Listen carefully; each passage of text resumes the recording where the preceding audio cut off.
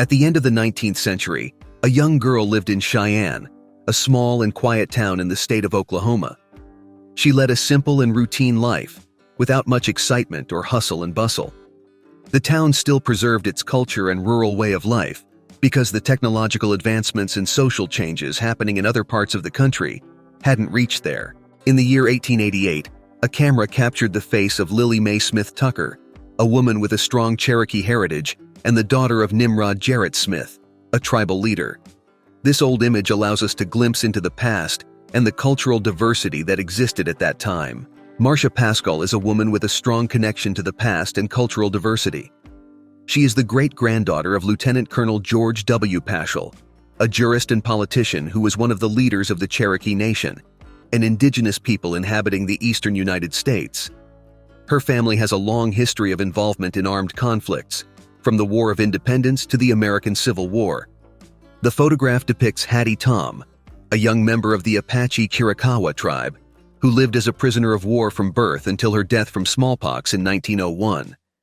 She was photographed by Frank Reinhardt, a renowned photographer who documented the personalities and scenes of Native American peoples, especially leaders and members of delegations who attended the United States Indian Congress in Omaha in 1898. The photo, taken in 1890, shows the face of a Lakota tribe girl, one of the clans comprising the Sioux people, who inhabited the Great Plains of North America. She wears a beaded necklace and a headscarf, elements expressing her origin and way of life. The photo is a rare and valuable record of a culture persecuted and nearly extinguished by white colonizers who violated treaties and encroached upon their sacred lands. Sawatanuk belonged to the Kwakwaka'wakw First Nations, a group of indigenous peoples living on the Pacific Ocean coast between Alaska and California. She was born around 1914, a time when Kwakwaka'wakw culture was characterized by linguistic diversity, beliefs, and customs. She was part of a society that cherished traditions inherited from their ancestors, expressed through art, music, dance, and mythology. The 1860 photograph shows an indigenous girl whose name and personal information were not disclosed by the image's author. She stands holding two ceramic bowls, one in each hand. The image has a grayish tone, a result of platinotype, a photographic technique using platinum salts to produce durable and high-quality prints. The photograph depicts a young Native American woman, a member of one of the many indigenous peoples of the continent. It was taken around the year 1900, a time of significant social and political transformations. The image reveals some aspects of her appearance, clothing, and surroundings, reflecting her identity and culture. Inusk is the name of the daughter of the Kickapoo tribe chief, an indigenous people residing in the central United States and northern Mexico. She was born around the year 1880, during a period of significant changes and conflicts for Native American peoples. Inusk stands out in history as someone who keeps the connection with the culture and customs of her ancestors alive. Julie Nelson was born in the year 1886, a time when Native Americans faced many difficulties and discrimination. She belonged to an indigenous people with its own cultural identity, customs, beliefs, and values passed down from generation to generation. Julie Nelson cherished her ancestral heritage and maintained a relationship of respect and harmony with nature. Alice was a Native American woman who lived in the early 20th century.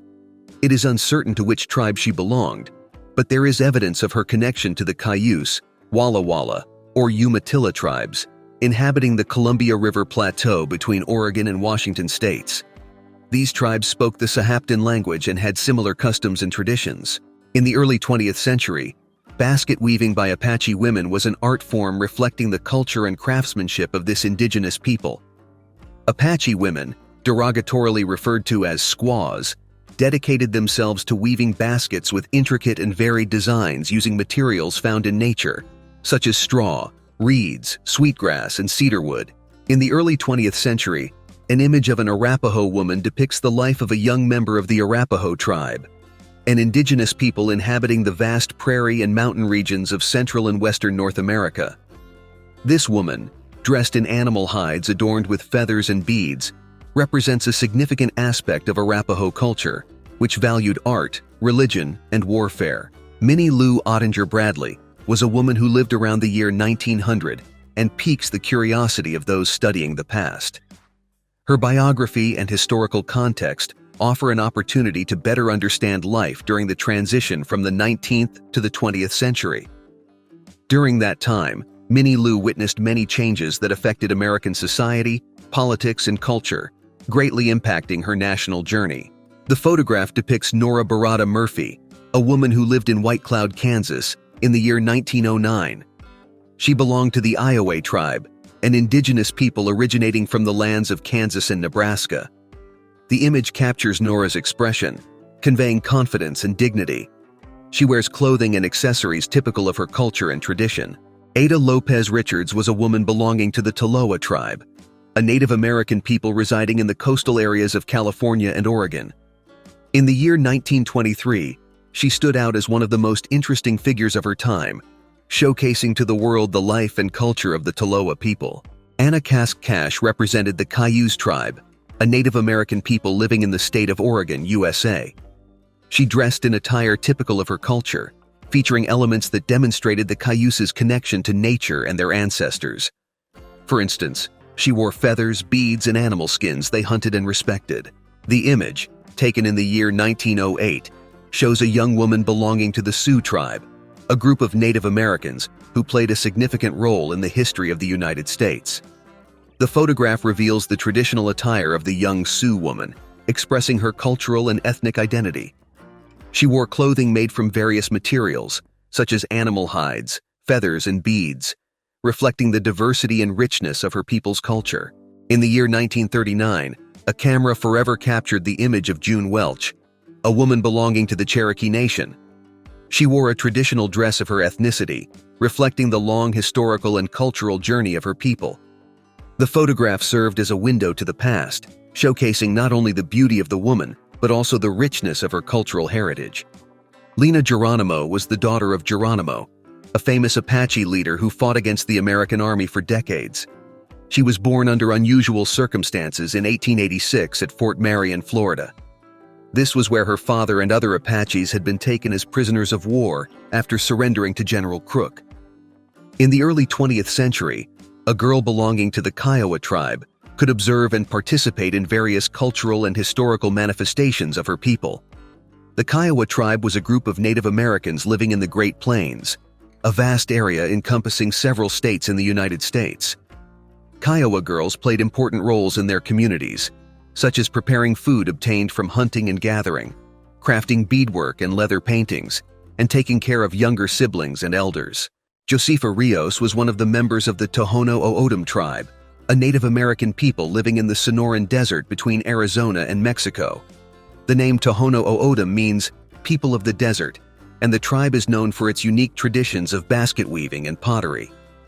Josefa Rios lived around the year 1900, a time of great changes and challenges for the Tohono O'odham.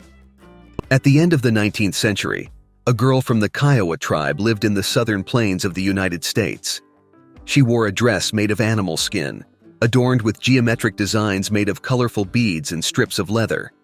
This was the typical attire of Kiowa women, expressing their identity and connection to the history and customs of their people.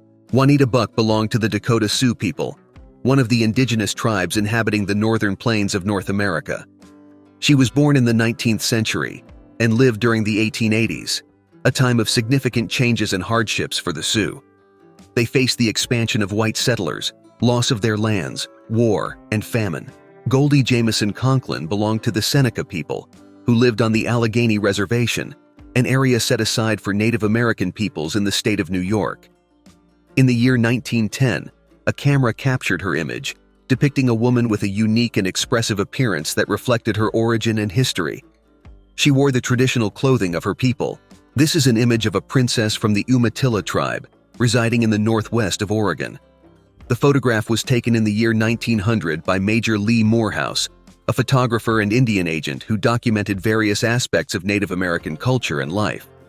The image shows the princess wearing a traditional dress and beaded necklace, with a solemn and dignified expression. Lottie Ki Ted is the name of a young Native American woman featured in the photograph titled Daughter of the Chief. She is part of the Pueblo tribe, which has inhabited New Mexico for centuries. The photograph was taken in the year 1905 by Carl Moon, a photographer dedicated to capturing the life and culture of Native American peoples.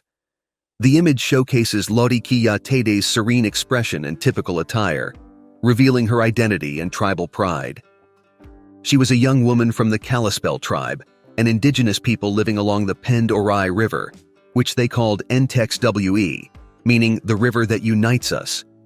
In the year 1910, she witnessed the changes that affected her community, which resisted colonization and the loss of their lands. She preserved their language, religion, and customs, reflecting a deep connection to nature and their ancestors. The photograph, dating from around 1904, shows a woman who is part of the Navajo community. She smiles at the camera, expressing her happiness and identity. The location, her clothing, and the objects she carries tell a story about her people and the time they lived in. The image allows the observer to learn more about Navajo life and culture, rich in traditions and values. At the end of the 19th century, the city of Seattle witnessed the arrival of an extraordinary woman from the Yakima tribe.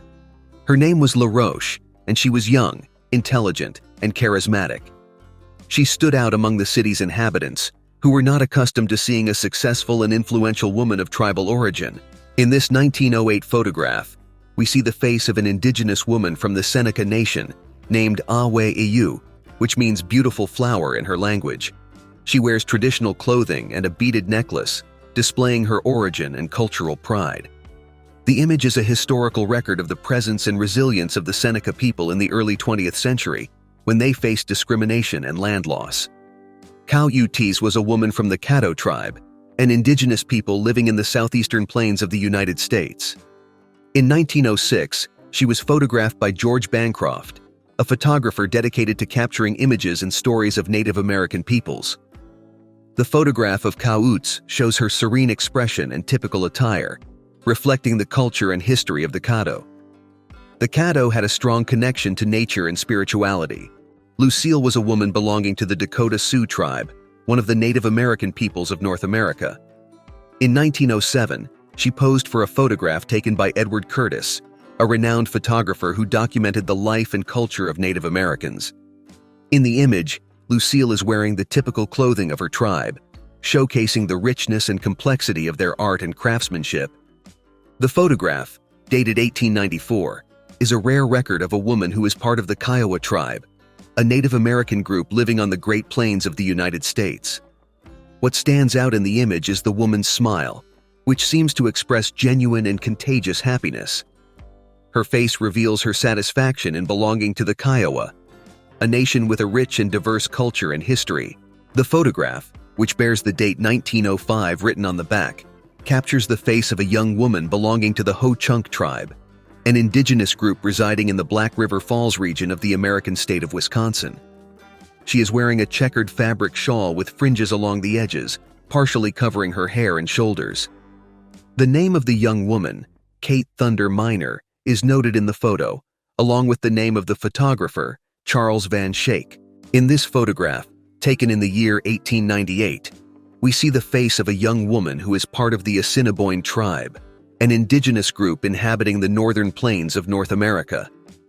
The image shows us what life and culture were like for this tribe at the end of the 19th century, a period marked by significant changes and conflicts for Native American peoples.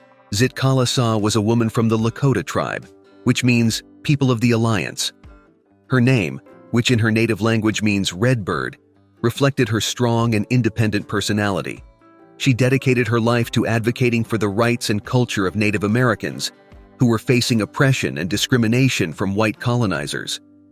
As a writer, editor, translator, musician, and educator, she produced various literary works in which she recounted her experiences and internal conflicts regarding her cultural identity. The photograph, dated approximately 1900, shows a woman belonging to the Crow ethnicity, one of the largest Native American tribes in the United States. She is in an outdoor camp near a conical tent made of animal skins, which was the typical dwelling of the Crow people. The camp location is Sheridan, a city in the state of Wyoming, within the traditional territory of the Crow. Atra-Asan, also known by her baptismal name Bertha Thompson, has a diverse ethnic and cultural heritage.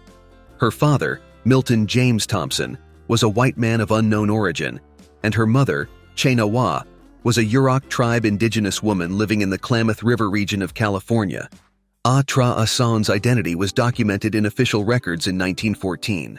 The photograph shows Julia Ann Keka, a woman belonging to the Umatilla tribe, a Native American people living in the northwest of the United States. The photo's date is 1880, a time of significant changes and conflicts for Native Americans. Through the image, we can observe some aspects of Julia Ann Keka's identity.